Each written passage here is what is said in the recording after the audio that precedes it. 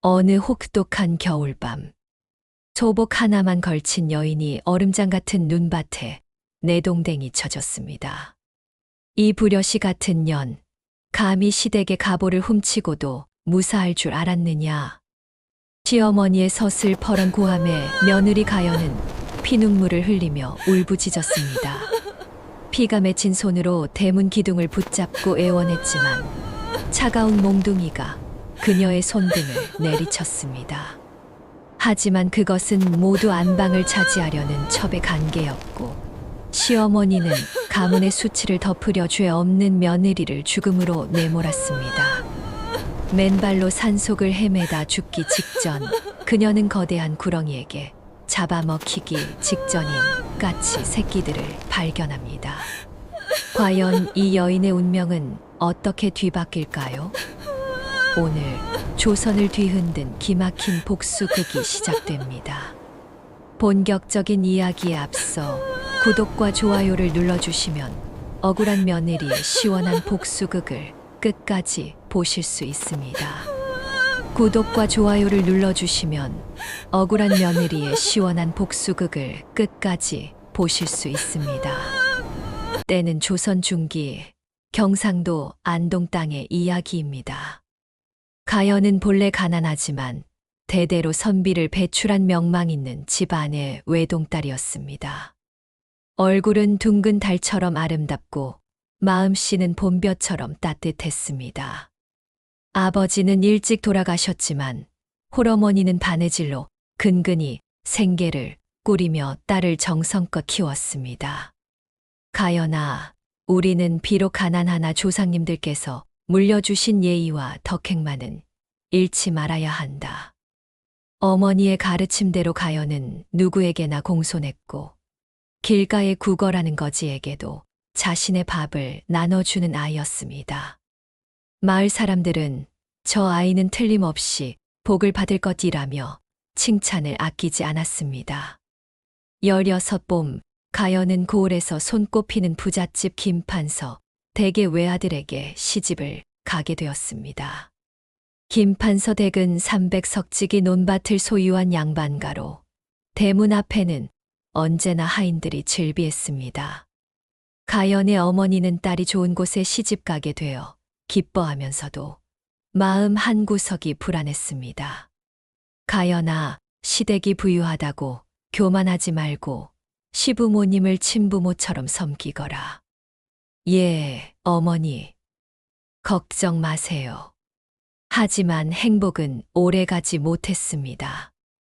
남편 김성주는 어려서부터 병약했고 혼례를 치른 지 불과 1년 만에 폐병으로 세상을 떠나고 말았습니다.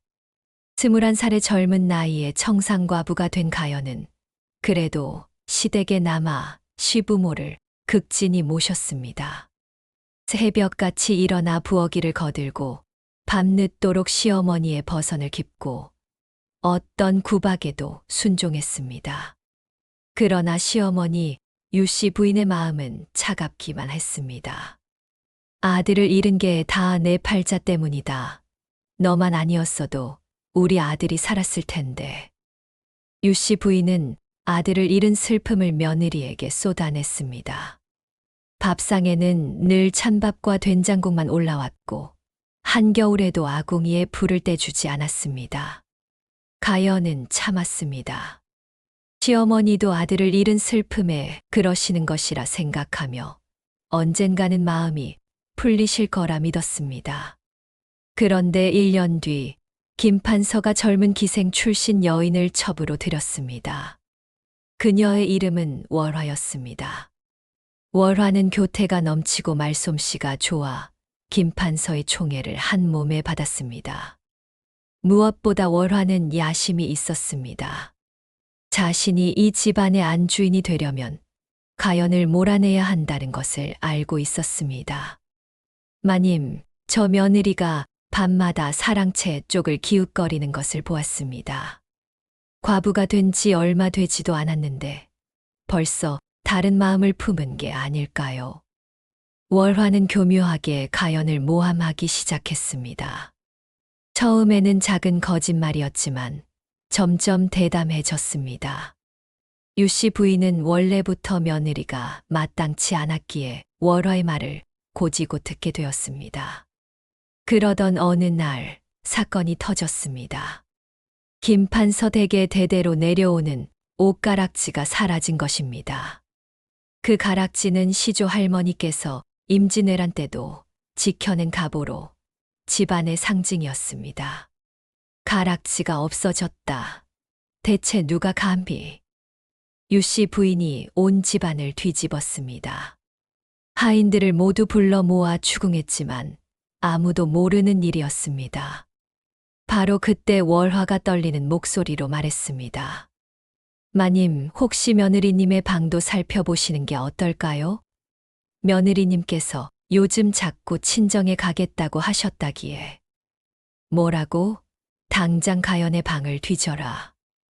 유씨 부인은 하인들을 이끌고 가연의 방으로 쳐들어갔습니다. 가연은 깜짝 놀라 일어섰습니다. 어머님, 무슨 일이십니까? 닥쳐라, 이 도둑년아. 하인들이 방을 뒤지기 시작했고 얼마 지나지 않아 가연의 이불 속에서 옷가락지가 나왔습니다. 가연은 눈앞이 캄캄해졌습니다. 아닙니다. 어머님, 저는 정말 모르는 일입니다. 누군가 저를 모함하는 것입니다. 이 파렴치한 것, 증거가 여기 있는데도 발뺌을 하느냐? 유씨 부인은 가연의 뺨을 후려쳤습니다. 가연의 입에서 피가 흘러내렸습니다. 어머님, 제 말을 들어주세요. 저는 정말 끌어내라. 당장 이 집에서 내쫓아라. 하인들이 가연의 팔을 붙잡았습니다. 가연은 필사적으로 저항했지만 소용없었습니다. 월화는 뒤에서 냉소를 띤 미소를 지었습니다. 어젯밤 가연이 깊이 잠든 사이 방에 몰래 들어가 이불 속에 가락지를 숨겨둔 것은 바로 자신이었습니다. 김판서는 집안의 치욕을 덮기 위해 조용히 일을 처리하기로 했습니다. 소문이 나면 우리 집안의 명예에 먹칠이다. 관가에 신고하지 말고 그냥 내쫓아라. 다시는 이 마을에 얼씬도 못하게 하고. 그날 밤 가연은 소복 하나만 걸친 채 대문 밖으로 내쳐졌습니다. 한겨울 눈보라가 몰아치는 밤이었습니다. 어머님, 저는 정말 억울합니다. 하늘이 아십니다. 가연의 절규는 차가운 바람에 흩어질 뿐이었습니다. 대문은 쾅 하고 닫혔고 다시는 열리지 않았습니다. 가연은 맨발로 눈길을 걸었습니다. 어디로 가야 할지도 몰랐습니다. 친정으로 가자니 홀어머니께 걱정을 끼칠까 두려웠고, 그렇다고 마을에 남자니 사람들의 손가락질이 두려웠습니다. 발은 얼어붙어 감각이 없었고 온몸이 떨렸습니다. 차라리 죽는 게 낫겠구나. 가연은 깊은 산속으로 발걸음을 옮겼습니다. 얼마나 걸었을까요? 깊은 계곡 위쪽에 동굴이 보였습니다. 가연은 그곳에서 목숨을 끊으려 했습니다. 하지만 바위 끝에 서서 아래를 내려다보니 무서웠습니다. 죽는 것조차 쉽지 않았습니다. 그때였습니다. 까, 까. 처절한 까치 소리가 들려왔습니다. 가연이 고개를 돌리자 바위 틈 소나무 가지에 까치 둥지가 있었고 거대한 구렁이가 천천히 나무를 타고 올라가고 있었습니다. 둥지 안에는 아직 날지 못하는 새끼 까치 5마리가 떨고 있었고 어미 까치는 필사적으로 구렁이를 쪼아댔지만 역부족이었습니다. 가연은 죽으려던 생각도 잊고 달려갔습니다. 저리 가란 말이야. 가연은 주변에 있던 돌을 집어 구렁이에게 던졌습니다. 1번, 2번, 3번. 돌은 정확히 구렁이의 머리를 맞췄습니다.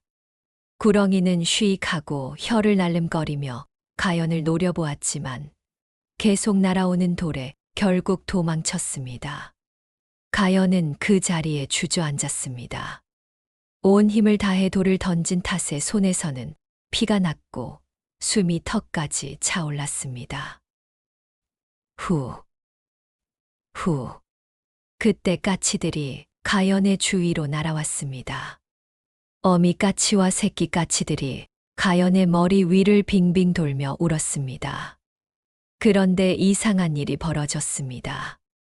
까치들의 울음소리가 점점 또렷하게 들리더니 어느 순간 사람의 말처럼 들리기 시작한 것입니다. 은혜를 입었습니다. 은혜를 입었습니다. 가연은 깜짝 놀라 주위를 둘러보았습니다. 하지만 아무도 없었습니다. 산속에는 오직 달빛과 눈, 그리고 까치들만 있을 뿐이었습니다. 누구세요? 저희입니다. 방금 도와주신 까치 가족입니다. 가연은 어미 까치를 멍하니 바라보았습니다. 까치가 정말로 말을 하고 있었습니다. 이게 꿈인가요? 꿈이 아닙니다. 당신은 자신의 목숨도 돌보지 않고 저희를 구해 주셨습니다. 그 순수한 마음이 하늘을 감동시켰고, 이제 당신은 저희 짐승들의 말을 들을 수 있게 되었습니다. 가연은 믿을 수 없다는 표정으로 눈물을 흘렸습니다. 저는 이제 죽으려고 했는데, 죽으면 안 됩니다. 당신 같은 선한 사람이 죽어서는 안 됩니다. 어미 까치는 가연 주위를 돌며 말했습니다. 저희를 따라오세요. 당신이 살 수 있는 곳으로 안내하겠습니다. 까치 가족은 가연을 깊은 계곡 안쪽으로 인도했습니다. 그곳에는 작은 샘터가 있었고, 바위 틈에는 놀랍게도 수백 년 된 산삼이 자라고 있었습니다. 이것을 드세요. 기력을 회복하실 겁니다. 가연은 떨리는 손으로 산삼을 캐어 입에 넣었습니다. 쓰디쓴 맛이 입안에 퍼졌지만 곧 따뜻한 기운이 온몸을 감쌌습니다. 얼어붙었던 손발이 풀리고 흐릿했던 정신이 맑아졌습니다. 그날 밤부터 가연은 계곡 옆 동굴에서 지내기 시작했습니다. 까치들은 매일 열매와 곡식을 물어다 주었고, 산속의 다른 짐승들도 가연을 보살폈습니다. 토끼는 따뜻한 풀을 물어다 주었고, 다람쥐는 도토리를 가져왔습니다. 고맙습니다. 정말 고맙습니다. 가연은 처음으로 진심으로 웃을 수 있었습니다. 사람들에게 배신당했지만 짐승들은 그녀를 버리지 않았습니다. 몇 달이 지나자 가연의 신기한 능력 소문이 퍼지기 시작했습니다. 동네 나무꾼이 산에서 길을 잃었을 때 까치 한 마리가 그를 인도해 마을로 돌아오게 했습니다. 나무꾼은 마을 사람들에게 산속에 신령님과 대화하는 여인이 있다고 말했습니다. 얼마 후 서쪽 마을 최 부잣집의 소가 사라졌습니다. 최 부자는 사람들을 모두 동원해 사흘을 찾았지만 소는 보이지 않았습니다. 그때 누군가 산속의 여인에게 물어보라고 했습니다. 최 부자는 반신반의하며 가연을 찾아왔습니다. 여인장, 제 소를 찾아주시면 후한 사례를 하겠소. 가연은 잠시 눈을 감고 새들에게 물었습니다. 곧 참새 한 마리가 날아와 지저귀기 시작했습니다. 뒷산 소나무 숲 아래 웅덩이에 빠져 있습니다. 가연이 최 부자에게 전하자 그는 황급히 달려갔습니다. 과연 그곳에는 진흙웅덩이에 빠진 소가 꼼짝 못하고 있었습니다. 아이고 고맙소. 정말 고맙소. 최 부자는 약속대로 쌀 한 섬과 비단을 가연에게 주었습니다.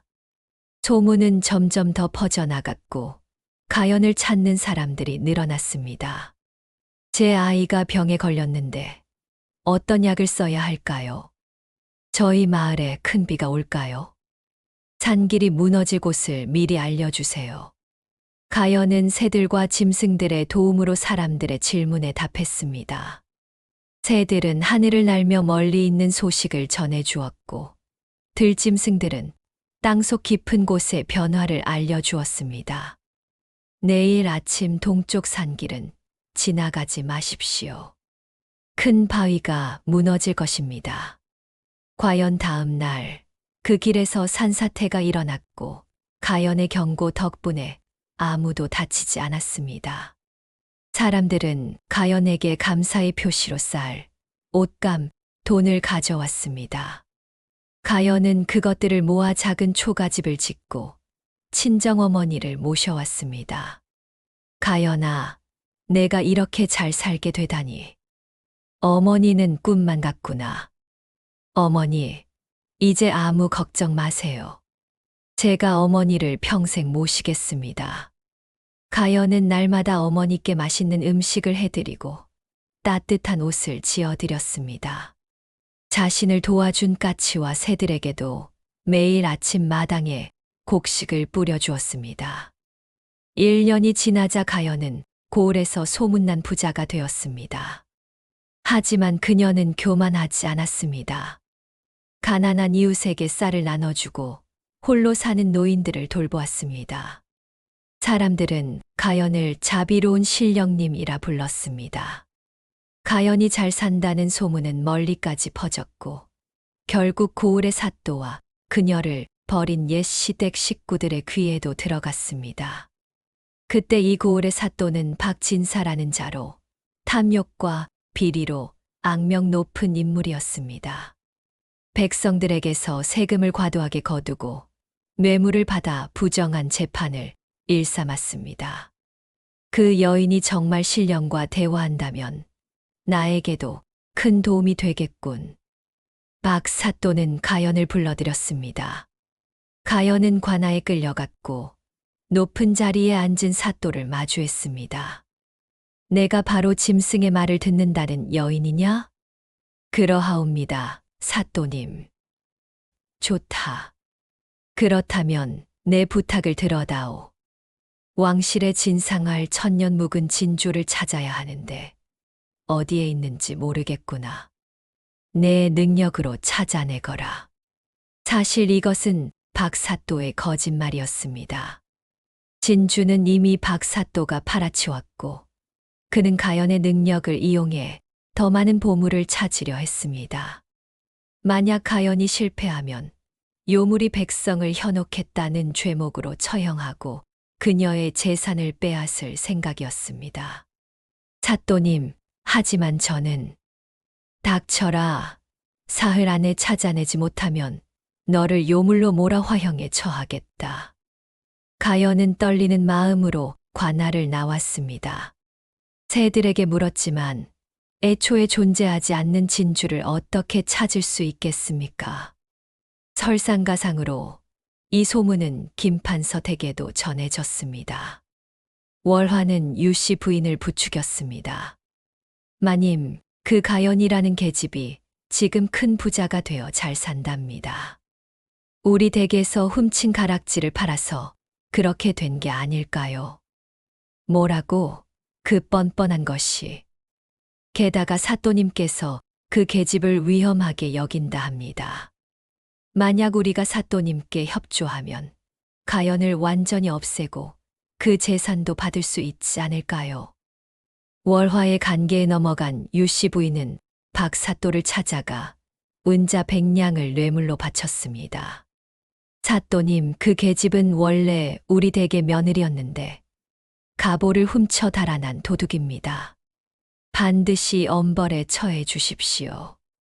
박 사또는 이제 확실한 명분을 얻었습니다.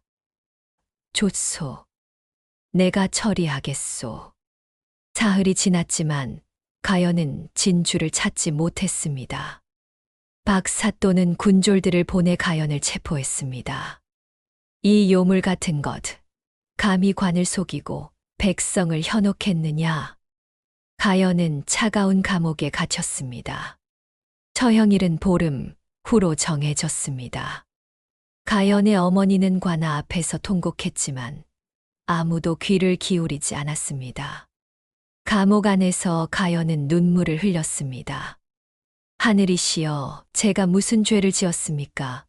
선행을 베풀고 착하게 살았는데 왜 이런 시련을 주십니까?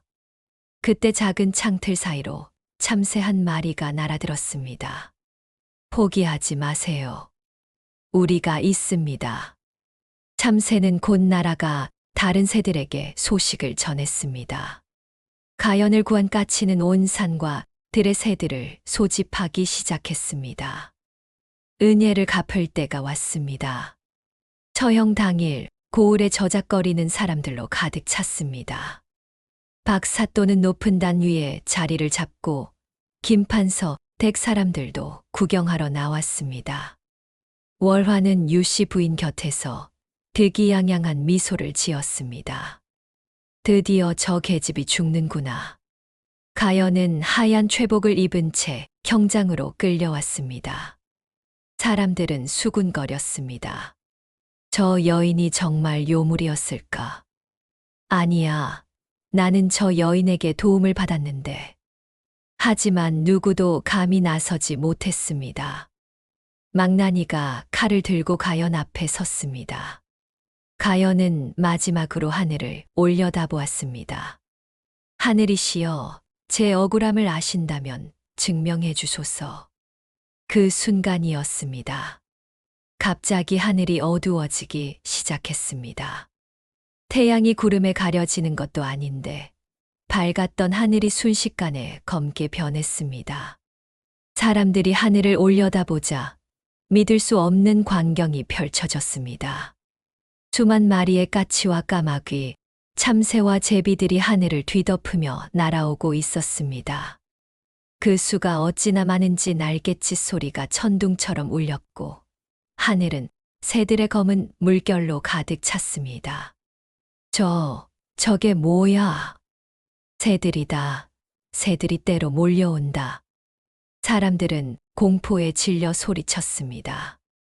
박사또도 놀라 자리에서 벌떡 일어났습니다. 이게 무슨 조화냐? 가연이 두 손을 하늘로 들어 올리며 외쳤습니다. 나를 도와준 친구들이여, 진실을 밝혀주소서. 그러자 새들이 일제히 급강하하기 시작했습니다. 까치들이 앞장서서 박사또를 향해 날아들었습니다.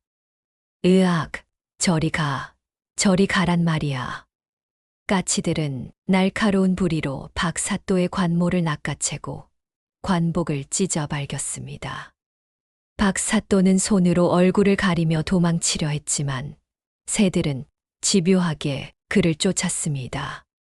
유씨 부인과 월화도 마찬가지였습니다. 으아, 살려줘. 까마귀들이 두 여인의 머리채를 물어뜯고 옷을 갈기갈기 찢었습니다. 월화의 고운 얼굴은 새들의 부리에 핥히어져 피범벅이 되었습니다.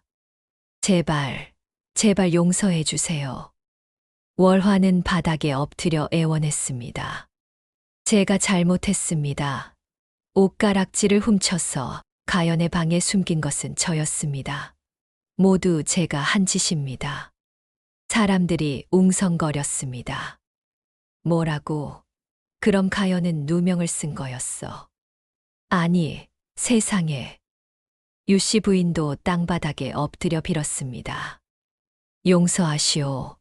내가 눈이 어두워 죄 없는 며느리를 내쫓았소. 모두 내 잘못이오.